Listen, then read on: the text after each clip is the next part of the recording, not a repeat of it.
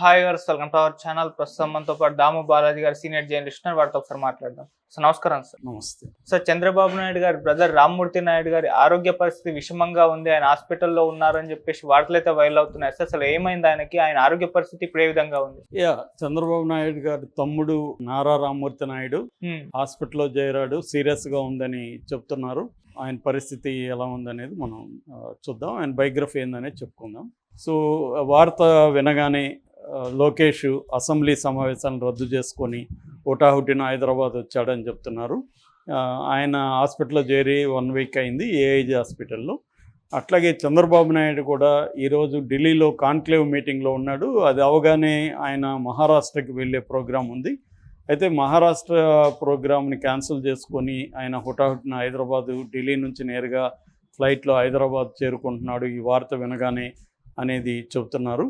So అసలు నారా రామ్మూర్తి నాయుడు పరిస్థితి ఏంటి, ఆయనకు చంద్రబాబుకున్న అనుబంధం కానీ బంధం కానీ ఎలాంటిది, ఆయన పొలిటికల్ బయోగ్రఫీ ఏంటి, ఆయన పిల్లల పరిస్థితి ఏంటి, ఈ విషయాల్ని మనం చూద్దాము. సో మనకు తెలుసు, నారా చంద్రబాబు నాయుడు 1950లో పుట్టాడు. ఈయన నారా రామ్మూర్తి నాయుడు సొంత తమ్ముడు, ఆయనకి 52లో ఈయన పుట్టాడు. వీళ్ళది చంద్రగిరి దగ్గర ఒక చిన్న పల్లెటూరు నారావారిపల్లి. సో ఈ నారావారిపల్లిలో ఖర్జూరు నాయుడు, అమ్మన్నమ్మ అనే ఇద్దరు దంపతులకి వీళ్ళు పుట్టారు. ఫస్ట్ చంద్రబాబు నాయుడు, నెక్స్ట్ రామ్మూర్తి నాయుడు, దాని తర్వాత ఇద్దరు చెల్లెలు, మొత్తం 4 వాళ్ళు. సో 2 అన్నదమ్ములు, 2 అప్పచెల్లెళ్ళు. సో వీళ్ళు చిన్నప్పుడు చంద్రబాబు నాయుడు చురుగ్గా ఉండేవాడు. వాళ్ళ నారావారిపల్లిలో స్కూలు ఎలిమెంటరీ వరకే ఉంటే, తర్వాత శేషాపురం అని కొంత దూరంలో ఉంటుంది, అక్కడికి వెళ్ళి వీళ్ళిద్దరూ అన్నదమ్ములు అక్కడ చదువుకున్నారు. ఆయన 2.5 ఎకరా నేల ఉండేది వీళ్ళకి. దాంట్లోనే వాళ్ళు అమ్మన్నమ్మ, ఖర్జూర్ నాయర్ కష్టపడి సంపాదించుకొని పిల్లల్ని చదివించుకునేవాళ్ళు. వీళ్ళిద్దరూ కూడా చురుగ్గా ఉండేవారు. అన్నతో బాగా అనుబంధం ఉంది చిన్నప్పటి నుంచి. శేషాపురం వెళ్ళేవాళ్ళు. దాని తర్వాత అక్కడ నుంచి చంద్రగిరి జడ్పీ హై స్కూల్లో చదువుకున్నారు ఇద్దరు. దాని తర్వాత తిరుపతి ఎస్వి హై స్కూలు, దాని తర్వాత కాలేజీ, యూనివర్సిటీ. ఈయన యూనివర్సిటీ వరకు చంద్రబాబు నాయుడు ఎకనామిక్స్లో ఆయన డాక్టరేట్ తీసుకున్నారు. సో ఈయనకి ఏంటంటే అప్పుడు చిన్నప్పుడే 24 25 ఏళ్ళ వయసు ఉన్నప్పుడే గ్రామంలో ఉన్న యూత్నంతా సమీకరించి అభివృద్ధి కార్యక్రమాలు, రోడ్లు వేయడం, ఇలాంటి కార్యక్రమాలు చంద్రబాబు నాయుడు చేస్తే ఆయన వెన్నంటే ఉండేవాడు. రామ్మూర్తి నాయుడు కూడా తన అన్నమాట జవదాటకుండా అన్న ఆజ్ఞల మేరకే పనిచేస్తూ ఉండేవాడు. అలాగా ఈ అన్నదమ్ములు కలిసే పనిచేసేవాళ్ళు చిన్నప్పటి నుంచి కూడా. అయితే చంద్రబాబు నాయుడికి నాయకత్వ లక్షణాలు సహజంగానే ఉన్నాయి గ్రామంలో. ఆయన యూత్ లీడర్గా ఉండేవాడు. దాని తర్వాత ఆయన యూనివర్సిటీకి వచ్చినాక కూడా యూనివర్సిటీ స్టూడెంట్ పాలిటిక్స్లో యాక్టివ్గా ఉండేవాడు. అప్పుడే మన పెద్దిరెడ్డి రామచంద్రారెడ్డికి కూడా పడేది కాదు. అక్కడ అంటే ఏంటంటే కమ్మ రెడ్డి ఈ ఘర్షణ ఉండేది. ఎందుకంటే కడప నుంచి ఎక్కువ రెడ్లు తిరుపతి యూనివర్సిటీలో ఉండేవాళ్ళు. చిత్తూరు జిల్లాలో కానీ చుట్టుపక్కల జిల్లాల్లో ఉండే కమ్మ సెక్షన్ కూడా అక్కడ బలంగా ఉండేది. అందుకని కమ్మ రెడ్డి మధ్య అప్పుడే ఘర్షణలు జరిగేవి. కమ్మ వాళ్ళు ఎక్కువగా అప్పుడు తెలుగుదేశం లేదు కాబట్టి కొంతమంది కాంగ్రెస్లో ఉండేవాళ్ళు, కొంతమంది కమ్యూనిస్టు పార్టీలలో అంటే సిపిఐ సిపిఎం పార్టీలు 64లో చీలిపోయినాయి. అంతకుముందు కమ్యూనిస్ట్ పార్టీ ఆఫ్ ఇండియా ఉన్నింది, అది 64లో Communist Party of India Marxist అనే సిపిఐ సిపిఎం అని చీలిపోయింది. సిపిఐకి ఏమో ఏఎస్ఎఫ్ అనే స్టూడెంట్ వింగ్ ఉండేది, ఆల్ ఇండియా స్టూడెంట్ ఫెడరేషన్. సిపిఎంకేమో ఎస్ఎఫ్ఐ అని ఉండేది, స్టూడెంట్ ఫెడరేషన్ ఆఫ్ ఇండియా అని. ఈ రెండిట్లో కమ్మ సెక్షన్ ఉండేది, రెడ్డి సెక్షన్ కాంగ్రెస్లోనే ఎక్కువ ఉండేవాళ్ళు. ఇలాగా ఉన్నప్పుడు 75లో ఎమర్జెన్సీ తర్వాత సంజయ్ గాంధీకి ఈయన అభిమానిగా మారాడు. యూత్ కాంగ్రెస్ పులిచెర్ల వింగ్లో ప్రెసిడెంట్ అయ్యాడు చంద్రబాబు, యూత్ కాంగ్రెస్లో ఉన్నాడు. అప్పుడు ఏంటంటే కాంగ్రెస్లో 78లో అసెంబ్లీకి యూత్కి కొంత కేటాయించింది ప్రభుత్వం. ఆ కోటాలో చంద్రబాబు నాయుడికి ఎమ్మెల్యేగా సీట్ వచ్చింది. చంద్రగిరి తన ఊరున్నది చంద్రగిరి కాబట్టి చంద్రగిరి నియోజకవర్గంలో ఈయన 78లో ఎమ్మెల్యేగా గెలిచాడు. ఆ తర్వాత 80 నుంచి 83 వరకు టీఎన్జయ్య ముఖ్యమంత్రిగా ఉన్నప్పుడు ఈయన సినిమాటోగ్రఫీ మంత్రిగా కూడా అయ్యాడు.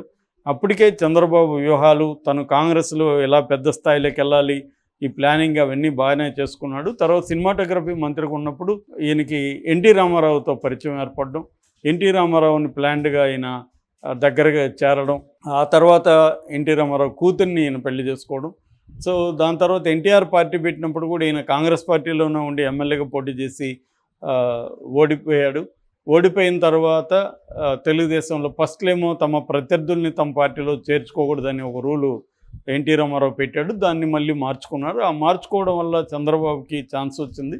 ఇక అక్కడి నుంచి మనకి చరిత్ర తెలుసు. అంటే చంద్రబాబు నెంబర్ 2గా ఎన్టీ రామారావు దీంట్లో ఎదగడం, ఇతర తోడల్లుడైన వెంకటేశ్వరరావుని డామినేట్ చేయగలగడం, చివరికి 95లో అంతకుముందు ఆగస్టు సంక్షోభంలో కూడా చంద్రబాబు ఎన్టీ రామారావుకు అండగా నిలబడడం, దాని తర్వాత తనే ఎన్టీ రామారావుకి యాంటీ అయిపోవడం. ఎందుకంటే లక్ష్మీపార్వతి ప్రవేశించి ఆమె ఒక పవర్ సెంటర్గా ఎదుగుతుంటే పార్టీ ఇబ్బంది పడుతుందని చెప్పి చంద్రబాబు ముందు నుంచి ఏంటంటే పార్టీ మీద పట్టు ఎక్కువ, పార్టీ నిర్మాణం కానీ ఆర్గనైజేషనల్ టాలెంట్ కానీ చంద్రబాబుకి ఎక్కువ. అందుకని ఎన్టీ రామారావు ప్రభుత్వంలో హెడ్గా ఉన్నప్పటికీ మొత్తం పార్టీ అంతా కూడా తన కంట్రోల్లో చంద్రబాబు పెట్టుకోగలిగాడు. పార్టీ నిర్మాణాన్ని ఇదంతా కూడా రామారావు పెద్దగా ఆయనకి అటువంటి అనుభవం లేదు. ఆయనకి కరిష్మా ఉంది ప్రజల్లో, ఆయన ఎమోషనల్గా ప్రజల తరపున అనేక రాడికల్ నిర్ణయాలు తీసుకునేవాడు. కానీ గ్రౌండ్ లెవెల్లో చంద్రబాబు పట్టుంది, అలాగే చంద్రబాబు ఎదిగాడు. ఈ క్రమంలో రామ్మూర్తి నాయుడు కూడా రాజకీయాల్లోకి రావడం, ఆ తర్వాత 94 నుంచి 99 వరకు చంద్రగిరి నుంచి రామ్మూర్తి నాయుడు పార్టీలో ఎమ్మెల్యేగా పనిచేశాడు. అయితే ఆ తర్వాత వీళ్ళిద్దరి మధ్య విభేదాలు రావడం, రామ్మూర్తి నాయుడు 2003 ప్రాంతంలో కాంగ్రెస్లో చేరి సోనియా గాంధీ సమక్షంలో ఢిల్లీలో కాంగ్రెస్లో చేరాడు.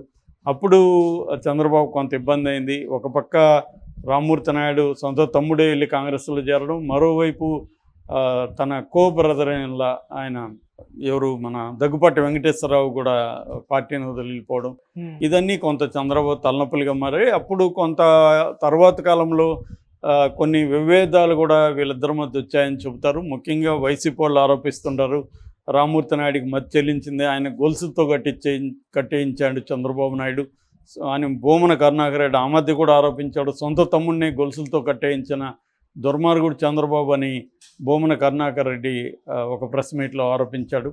ఏదేమైనా వీళ్ళిద్దరి మధ్య విభేదాలు వచ్చాయని చెప్తారు. దాని తర్వాత మళ్ళీ సర్దుకున్నాయి. దాని తర్వాత తన రామ్మూర్తి నాయుడికి ఏమి చేయలేకపోయామని చంద్రబాబు వాళ్ళ కొడుకు నారా రోహిత్కి సినిమాలు తీయడానికి అనేక మంది ప్రొడ్యూసర్లకు హెల్ప్ చేశాడనే వార్తలు కూడా వచ్చాయి. ప్రొడ్యూసర్లకి చంద్రబాబు కొంతమందికి హెల్ప్ చేస్తే దానికి బదులుగా చంద్రబాబు ఏమంటే నాకు మీరు బదులుగా ఏం చేయొద్దండి, నారా రోహిత్తో సినిమాలు చేయండి అని కొంతమందికి చెప్పాడని, అందుకని నారా రోహిత్కి వరుసగా బిగినింగ్లో ఎన్ని ఫ్లాపులైన సినిమాలు వరుసగా వచ్చాయనే వాదన కూడా వచ్చింది. ఏదేమైనా రామ్మూర్తి నాయుడు అప్పటి నుంచి కూడా ఇన్యాక్టివ్గా ఉన్నాడు. ఆయనకి మానసిక ఆరోగ్యం ఇటు శారీరక ఆరోగ్యం అంతగా బాగా లేవు. అయితే రామ్మూర్తి నాయుడికి 2 పిల్లలు, నారా రోహిత్ పెద్దవాడైతే గిరీష్ అని ఇంకొక అబ్బాయి కూడా ఉన్నాడు. అతను పెద్ద యాక్టివ్గా లేరు, అతను ఏదో వ్యాపారాలు అవి చూసుకుంటున్నాడని చెప్తున్నారు.